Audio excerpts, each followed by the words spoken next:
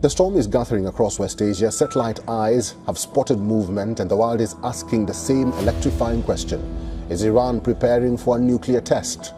Look at this mountain in Iran. Nothing about it looks special, but beneath it there is a hidden nuclear system so advanced, so buried, that it was designed to survive almost anything dropped from the sky. Even the most powerful bunker-buster bombs have a limit. But this facility sits beyond that limit. Inside, more than 3,000 uranium centrifuge machines spin non-stop, producing material that sits at the center of global fear and politics. It took Iran decades and more than $20 billion to build this massive underground facility. But the most surprising part is this. Most people don't even know where this mountain is, or what is actually happening inside it right now. In this video, we'll take you inside Iran's most advanced and most protected nuclear facility, and how it operates at such extreme depth. Let's dive in. Land of war. For more than 4 decades, Iran has lived under constant pressure. Since the 1979 revolution, it has faced sanctions, threats, isolation, and repeated confrontations with countries far more powerful in conventional warfare. But perhaps the event that shaped Iran more than anything else was the Iran-Iraq War in the 1980s. During that war, Iran paid an enormous price. Estimates suggest between 500,000 and 1 million Iranians were killed, and around 60% of the country's major cities were hit by Iraqi missiles. At the same time, Iran struggled to buy weapons because of international restrictions. The lesson was brutal, but impossible to ignore. If your enemies can reach what matters most, sooner or later, they will destroy it or take it away. That thinking slowly became part of Iran's military doctrine. Iranian leaders knew they could never compete with the air power of the United States or Israel plane for plane. So instead of trying to match them, they chose a different path. Missiles instead of fighter fleets, hidden facilities instead of exposed bases, mountains instead of concrete walls. And Iran had the perfect geography for it. The country sits on a vast plateau surrounded by powerful mountain ranges. The Zagros Mountains stretch for more than 1,500 kilometers across western Iran, filled with folded rock formations, deep valleys, and massive granite structures. To the east lies the Dasht-e-Lut, one of the harshest places on Earth, where temperatures can reach up to 70 degrees Celsius, making ground invasion almost impossible. Over time, Iranian planners began looking at these mountains and deserts differently, not just as land, but as protection that could save Iran billions of dollars. At first, Iran's nuclear facilities remained largely above ground. In the late 1990s and early 2000s, sites like Natanz relied on ordinary buildings, air defenses, and secrecy. But there was a problem. Satellites could see almost everything, and that visibility led to serious consequences. On July 22, 2020, a major explosion hit the Natanz uranium enrichment facility. Later reports pointed to sabotage carried out by Israeli intelligence. A device had reportedly been placed inside the site and triggered remotely. The result was severe damage, with around 30% of Iran's centrifuges affected, forcing years of rebuilding. But here is something very few people know. Iran had already understood this reality long before that incident. Above-ground facilities were no longer safe. So the answer was not stronger walls. It was something different, going deeper. And before Natanz was fully recovered and rebuilt, Iran had already started working on another level of protection. Near the holy city of Qom, inside a mountain that looked completely ordinary from the outside, something new began taking shape in silence. A facility unlike anything Iran had built before. And for years, the world didn't even know it existed. Fordow's hidden blueprint. Construction on the Fordow facility began in secret around 2002. inside an active Islamic Revolutionary Guard Corps missile base. It was not placed in an open desert or isolated valley, but deep inside a mountain, just about 20 miles north of Qom, one of Iran's holiest cities. That location was not random. It created a powerful political shield.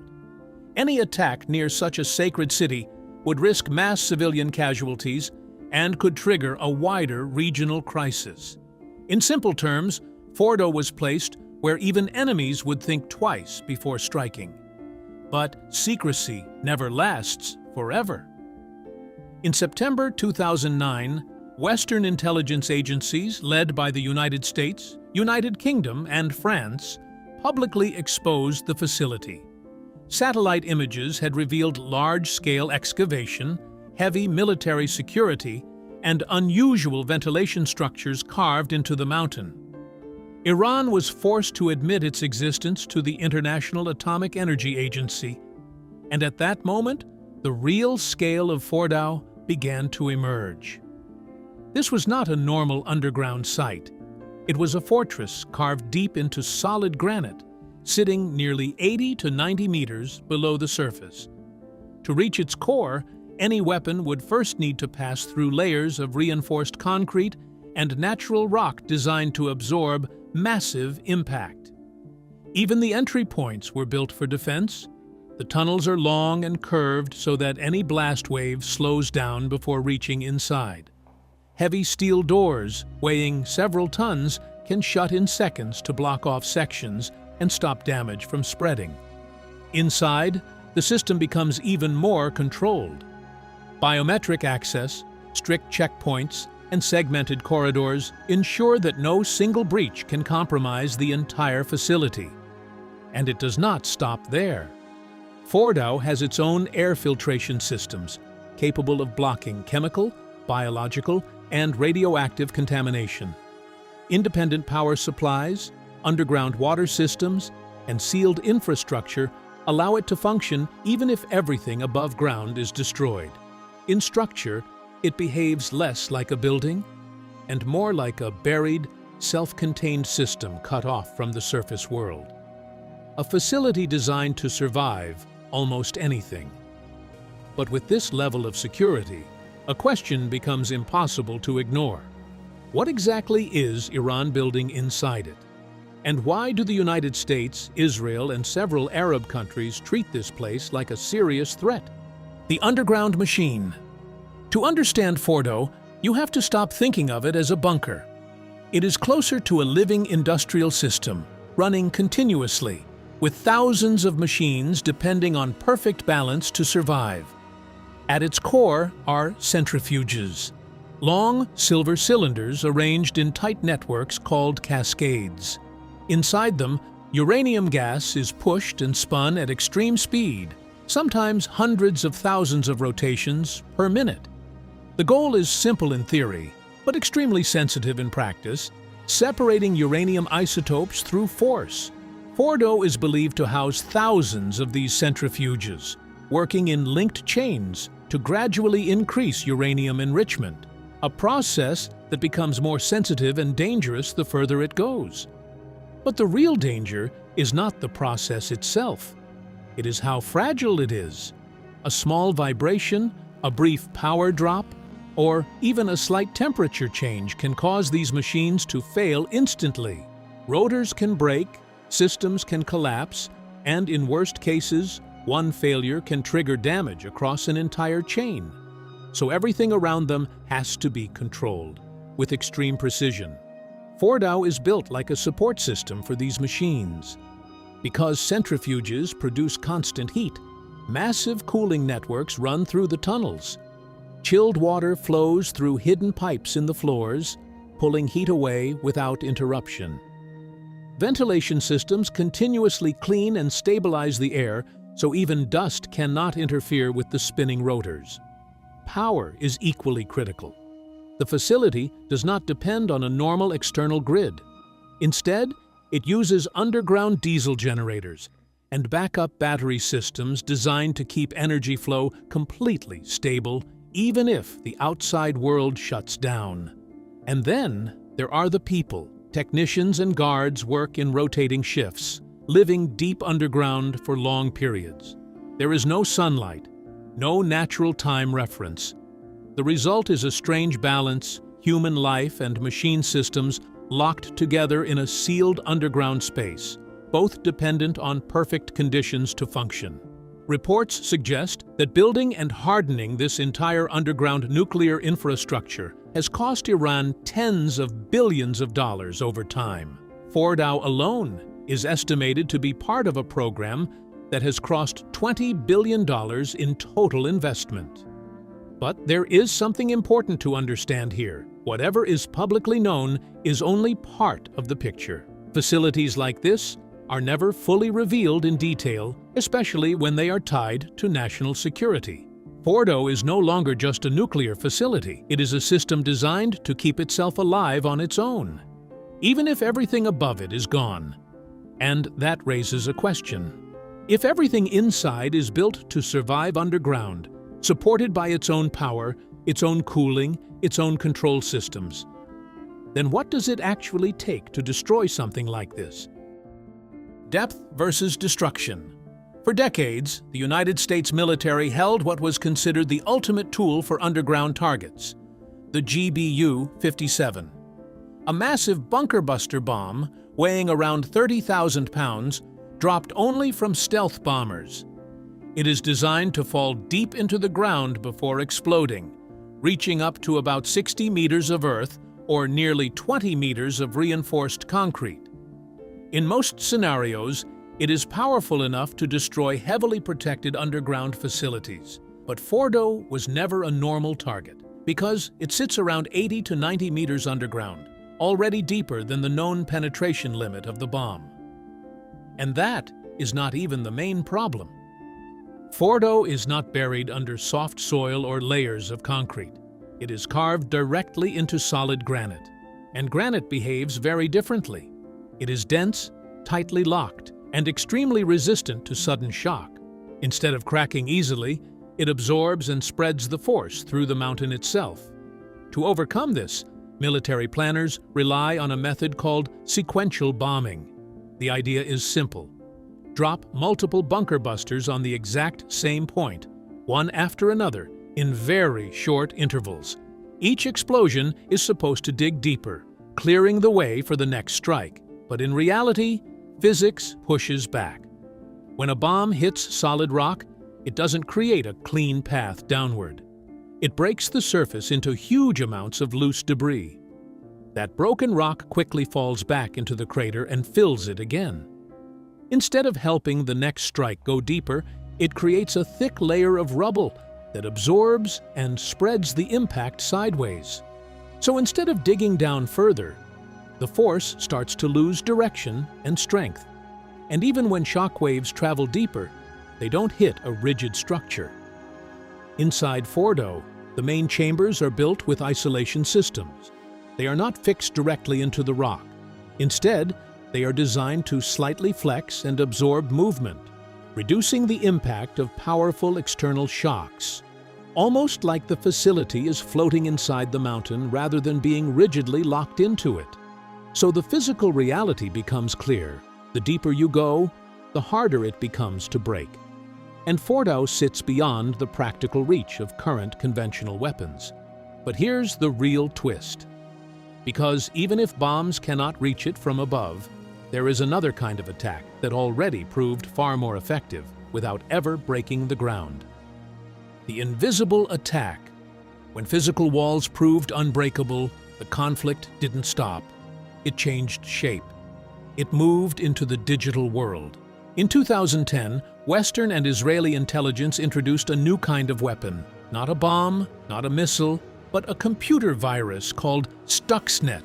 And instead of trying to break Fordow's mountain defenses, it went around them completely. Because these facilities were air-gapped. That means they were not connected to the internet at all. No external access, no remote control.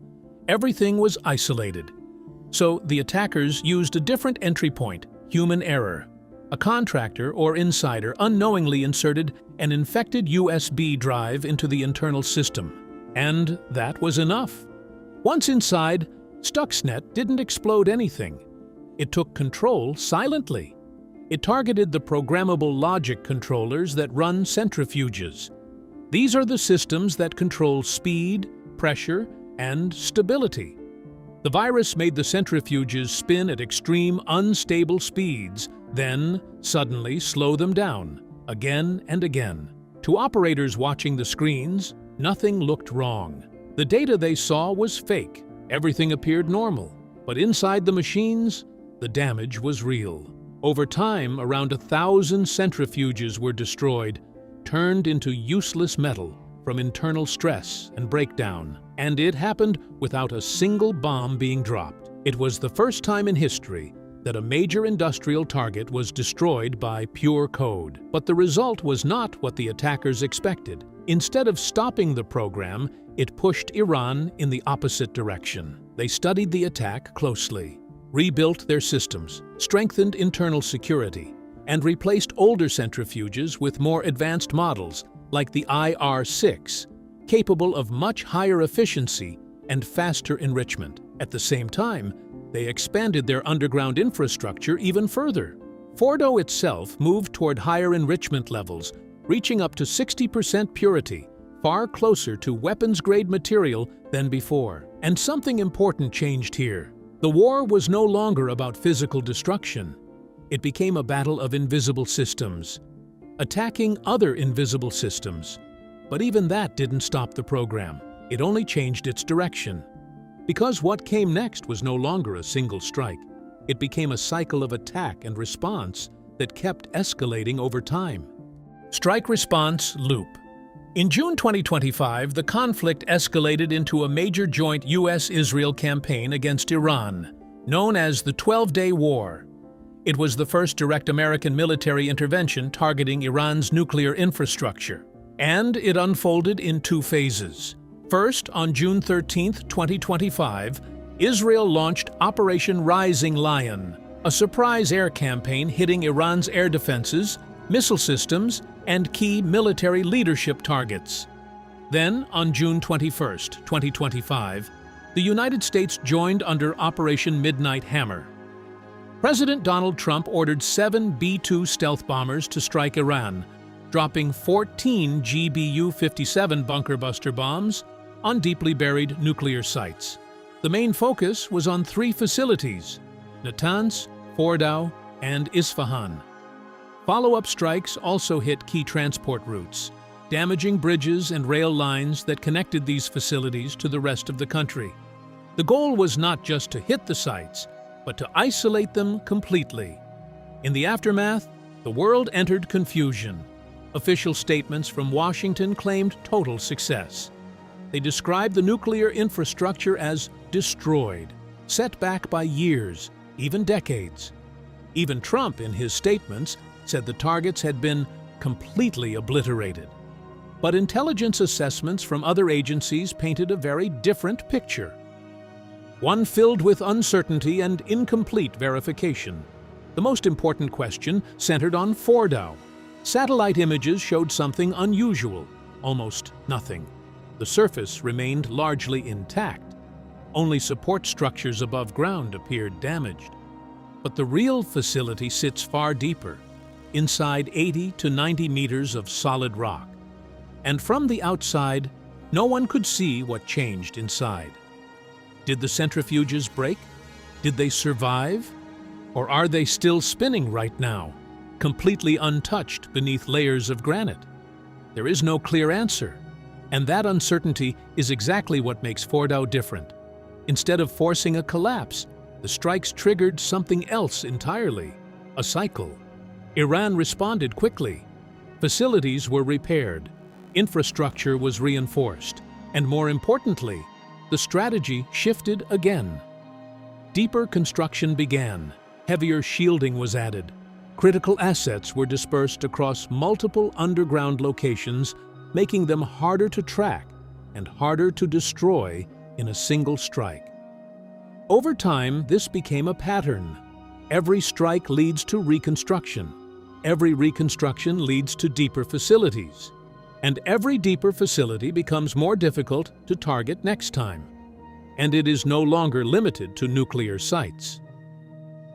The Islamic Revolutionary Guard Corps expanded this underground approach across the country. Entire networks of ballistic missile bases, drone storage tunnels, and command centers have been built beneath mountains and remote terrain. Many are connected through underground routes and protected by independent power systems and water filtration networks, allowing them to operate even if the surface is cut off completely. At this point, it is no longer just about hiding facilities. It is about building an entire parallel infrastructure beneath the country, an underground layer of military and strategic systems operating in silence.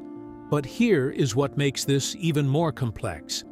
Iran is not the only country moving in this direction.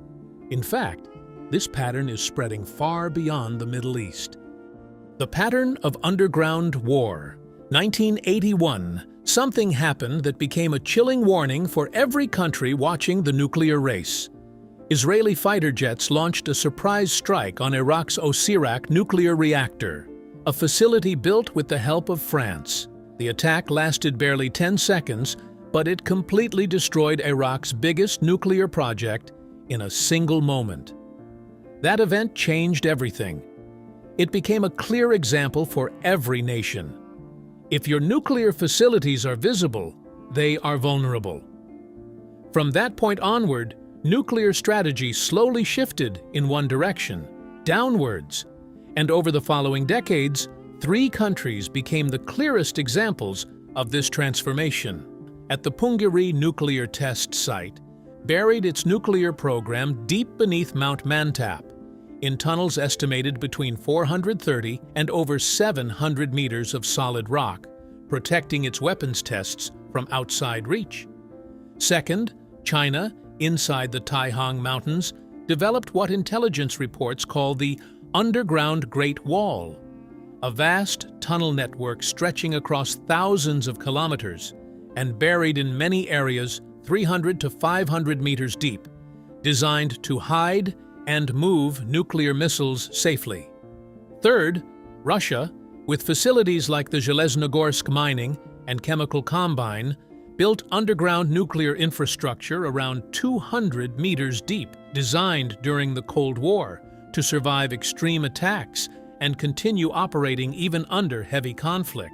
All 3 of these and many other countries are going deeper. Because in today's era, when one country builds a stronger destructive weapon, the other country responds by building deeper than that weapon's reach. So it becomes a race. But not of firepower alone. A race of depth. A race that has completely changed modern warfare. But if we look at Iran, it has a major advantage in this race because its geography is already built for it. For decades, it has poured billions of dollars into underground facilities and mountain-based infrastructure, and according to what is publicly known today, it may already be beyond the reliable reach of any conventional weapon currently in service. And after knowing all of this, what do you think? Will Iran one day face the same outcome that Iraq did in 1981? Or is it already too far down, beyond the reach of the most advanced technology the world has today? Let us know your thoughts in the comments below. If you enjoyed this video, don't forget to give it a thumbs up. And if you don't want to miss more incredible stories like this, make sure to subscribe to the channel. We'll see you in the next one.